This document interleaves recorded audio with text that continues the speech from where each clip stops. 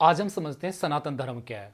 हमारी पिछली वीडियो में हम ये समझ चुके होंगे हिंदू, हिंदुज्म और हिंदुत्व क्या है। तो आज हम समझने की कोशिश करेंगे कि सनातन धर्म क्या है। तो सनातन धर्म इसलिए एक सवाल उठा देता है क्योंकि जब भी कोई भी धर्म होगा तो वो इन सवालों का जवाब देता है, मैं कौन हूँ, मैं क्या हूँ। और एक इंसान इसी उलझन में उलझ जाता है। जैसे कि हम देखते हैं कि जानवर है, उनको पता है हमारा काम क्या है।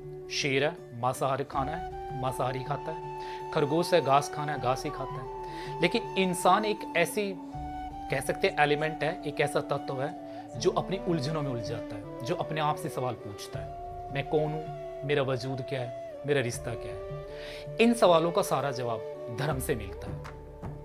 अब धर्म क्यों क्यों मिलता है और ये सनातन धर्म से सवाल क्यों के जवाब क्यों ऐसे मिलेंगे, तभी तो हम एक देख सकते हैं इसका उदाहरण गीता का उपदेश, जहां पे श्री कृष्ण ने अर्जुन को एक उलझे हुए थे वो तो उनको सुलझाया था, क्योंकि वो अपने अंदर ही तो उलझे हुए थे। उन्होंने अपने आप से ही तो सवाल पूछ रहे थे, मैं क्यों कर रहा हूं, मैं क्या है, ये किस लिए, और वो एक धर्म ने ही उनको सुलझाया था। तो हम पहले ये देखते हैं सनातन धर्म है क्या। तो जो सनातन है वो संस्कृत के रूट का जो श है उसका मतलब ये होता है शाश्वत, मतलब कि एक ऐसा एटर्नल जिसकी ना तो कोई शुरुआत है और ना कोई एंड है। मतलब ये चला आ रहा है और ये आगे चला भी रहेगा। और जब हम देखते हैं धर्म, ये संस्कृत की जो रूट है धरी, उसका मतलब है टू होल्ड, टू सस्टेन।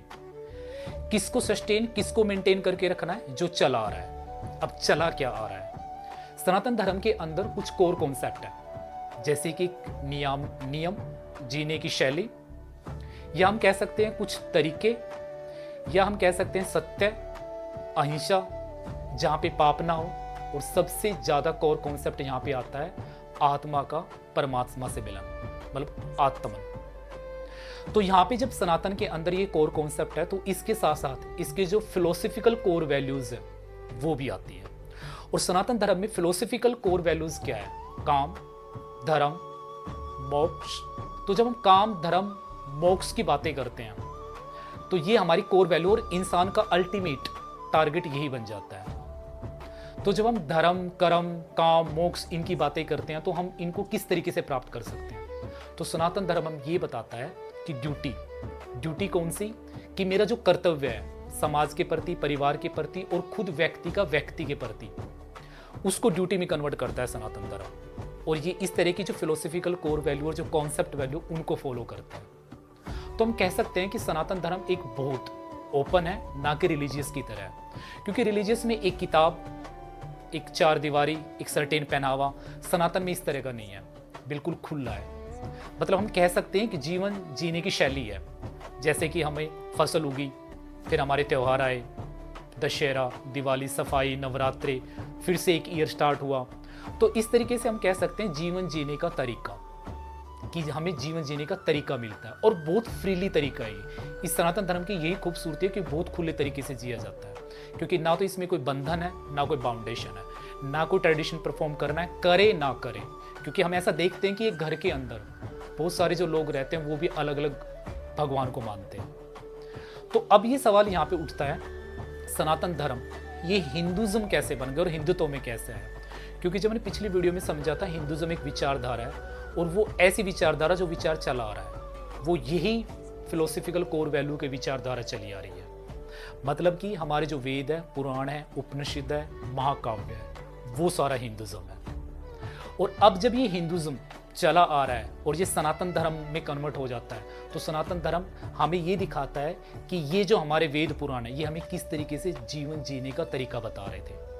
क्योंकि जो हमारे वेद पुराण है ये सारे, ये दो तरीके से इनको परफॉर्म किया जाता है। श्रुति, जिनको सुना हुआ हो, और स्मृति, जिनको याद रखा गया। तो जितने भी हमारे वेद पुराण और जो उपनिषद हैं, ये हमें जीवन जीने का तरीका बताता है, हमें ड्यूटी बताता है, कर्तव्य बताता है। किसका कर्तव्य है, जज का न्याय के प्रति कर्तव्य है, पुलिस का नागरिकों के प्रति, बच्चों का पेरेंट्स के प्रति, शिक्षक का स्टूडेंट के प्रति, एंड वाइस वर्सा, इसका उल्टा। तो ये बताता है कि आपको अपनी ड्यूटी करनी है और ड्यूटी में एक वैल्यू सिस्टम है, क्या सही है, क्या गलत है। तो सनातन धर्म सीधा सीधा इस तरीके से डिफाइन करता है।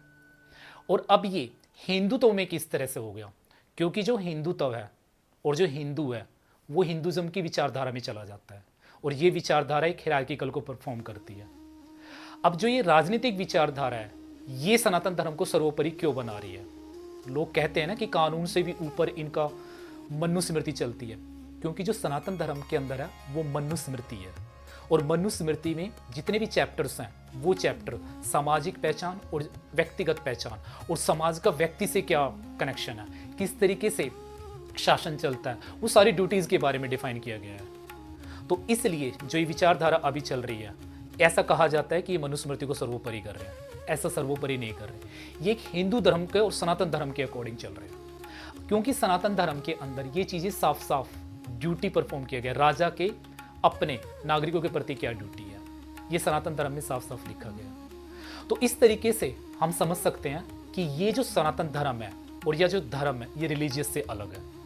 तो अब हम सीधा सीधा ये कह सकते हैं हिंदू, हिंदुज्म और हिंदुत्व और सनातन धर्म।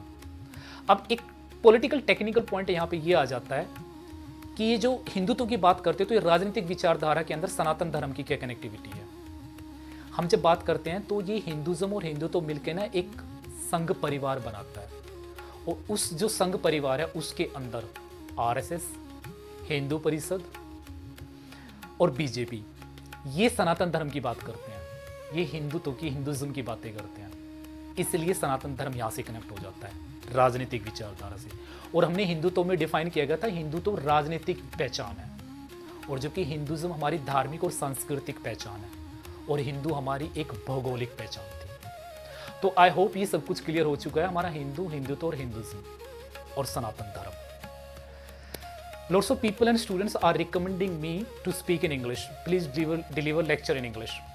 Needless to say, English lecture will be happen when we start our polity section. Because when we talk about social issue, it should be in mother tongue, or I can say it should be in Hindi, because it brings sense of belongingness, it brings sense of connectivity to the people and to the society as well. So don't worry, English में भी होगा, but हम कुछ base बना रहे हैं ताकि हम आगे की जो आने वाले कॉन्सेप्ट उनकी क्रिस्टल क्लैरिटी ला सकें। तो आई होप ये सब कुछ समझ में आ गया। आप इसे शेयर कीजिए, कमेंट कीजिए और कमेंट में ये बताइए कि कहाँ गलती रहेगी और कहाँ का इम्प्रोवाइजेशन हो सकता है। धन्यवाद।